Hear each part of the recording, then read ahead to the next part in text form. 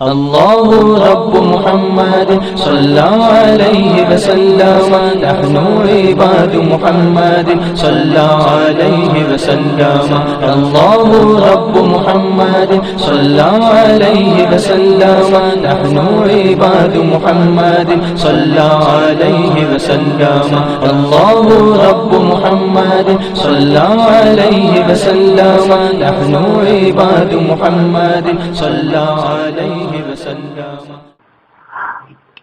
آپ کو یہ سمجھنا ہے کہ موجودہ دور میں 1 ارب نہیں اس سے بھی زائد مسلمان ہونے کے باوجود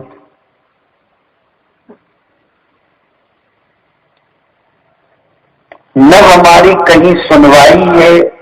نہ کہیں ہمارا وقار ہے، نہ کہیں ہماری کوئی عزت ہے۔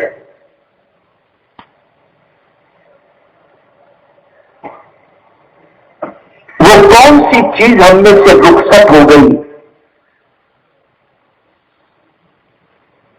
جس کی وجہ سے آج ہمیں یہ دن دیکھنے پڑے؟ ورنہ تاریخ میں ہمارے اکابرین ہی تو ملتے ہیں جن کے لیے سمندر راستہ دے دیا کرتا تھا۔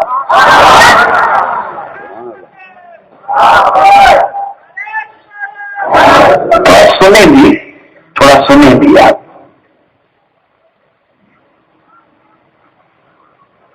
تعجب کی بات تو سب سے بڑی یہ ہے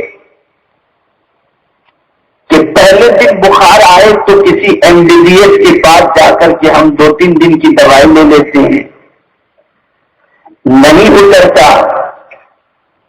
تو دوسرے روز حاضر ہوتے ہیں تو ڈاکٹر کہتا ہے کہ بھائی ٹیسٹ کروا لو، بلڈ ٹیسٹ کراؤ، یورین ٹیسٹ کراؤ،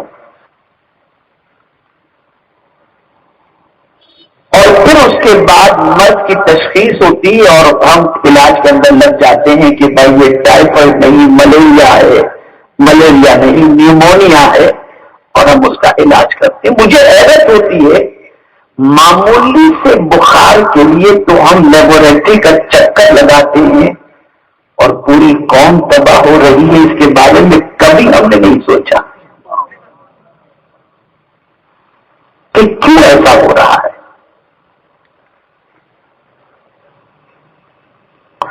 آخر وہ کیا چیز ہے جو ہم میں سے رخصت ہو گئی، جس کی وجہ سے آج ہمیں یہ دن دیکھنا پڑ رہا ہے؟ بس میں اسی کی طرف آپ کی توجہ کو مبذول کراؤں گا اور میں یہ بتاؤں گا کہ وہ 313 تھے تو لڑکتا تھا زمانہ، اور آج ہم کروڑ ہیں تو کرتے ہیں غلامی۔ ان 313 میں کیا چیز تھی اور آج ہم کروڑ میں ہیں تو ہم میں وہ کیا چیز نہیں ہے؟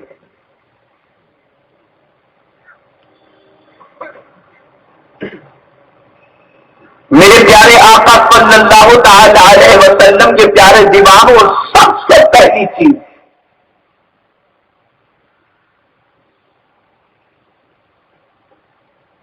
کسی قوم کو تباہ و برباد کرنا ہو تو سب سے پہلے اس کی فکر کو تباہ کرو، اس کی سوچ کو بدلو، اس کی آئیڈیالوجی کو بدلو۔ جب قوم کی آئیڈیالوجی بدل جائے گی، سوچ بدل جائے گی، تو اس قوم کے اندر تبدیلیاں پیدا ہونی شروع ہو جائیں گی۔ آج ٹیلی ویژن پر، اخبار میں جو ایڈورٹائز کے اندر لوگ آتے ہیں، اور جو لوگ کوکا کولا پیتے ہیں، شیمپو کی ایڈورٹائز میں آتے ہیں، تھمس اپ کی ایڈورٹائز میں آتے ہیں، کبھی ان کی میز پر آپ یہ چیزیں دیکھو گے نہیں۔ یہ تو آئیڈیالوجی چینج کرتے اور دھندا کرانے کے لیے آتے ہیں، اور کروڑوں روپیہ دے کر کے یہ آئیڈیالوجی چینج کروائی جاتی ہے۔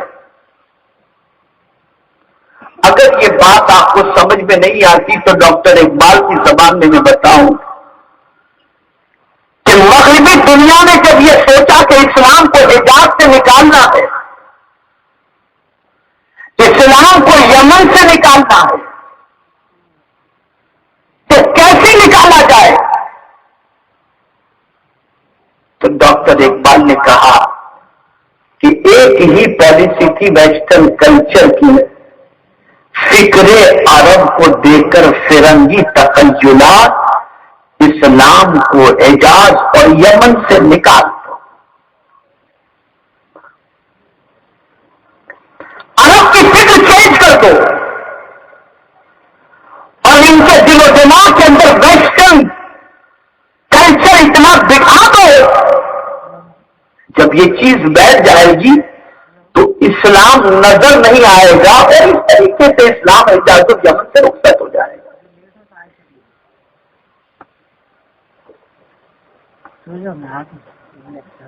اب وہ کون سی فکر ہے جو معاشرے سے نکالی گئی، اسپیشلی مسلم معاشروں سے؟ کلچر اپنی جگہ پر ہے، لیکن سب سے پہلے جو دماغ کو ہائی ٹیک کیا گیا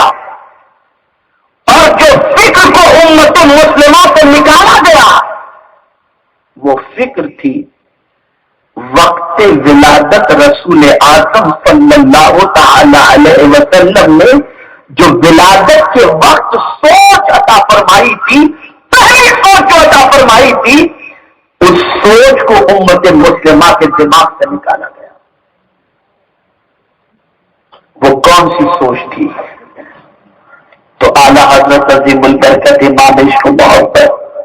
امام احمد رضا خان فاضل بریلوی علیہ رحمت و رضوان کیا ہی خوب کہتے ہیں، پہلے سجدے پہ روزے ازل سے درود، یادگاری امت پہ لاکھوں سلام۔ پہلی سوچ یہ تھی، آقا کریم صلی اللہ تعالی علیہ وسلم اس پر سے گیتی پر جیسے ہی تشریف لائے، آپ کی ولادت ہوئی، ایسی شان سے اس دنیا میں تشریف لائے کہ اس شان سے دنیا میں کوئی دوسرا پیدا ہی نہیں ہوا، جیسے مصطفیٰ جان رحمت تشریف لائے، اور آتے ہی آقا کریم صلی اللہ علیہ وسلم سجدے میں جا کر رب کی کبریائی کا اعلان کیا اور دعا فرمائی، رب ہب لی امتی۔ آقا نے سوچ دی، فکر دی، درد دیا، سوچ دیا کہ میری امت کی فکر مجھے وقت ولادت ہے، اب اگر کوئی مجھے خوش کرنا چاہتا ہو تو میری امت کی فکر کرے، میری امت کا بھلا چاہے۔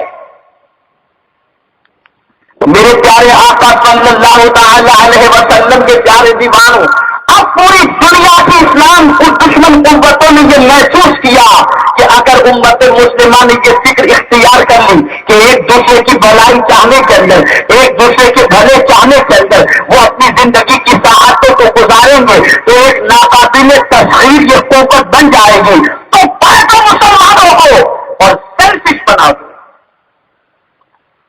خود غرض بنا دو۔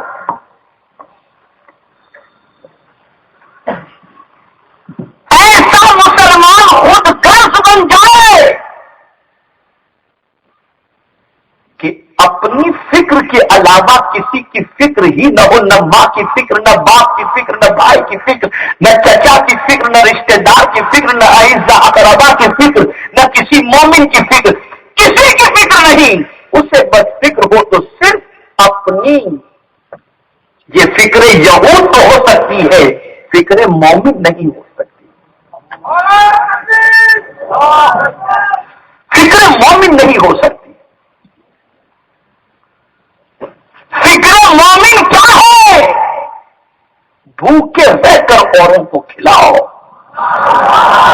فکر مومن یہ ہے کہ کسی مسلمان کو پریشانی کے عالم میں گرفتار دیکھ کر کے تمہاری نیند اڑ جائے۔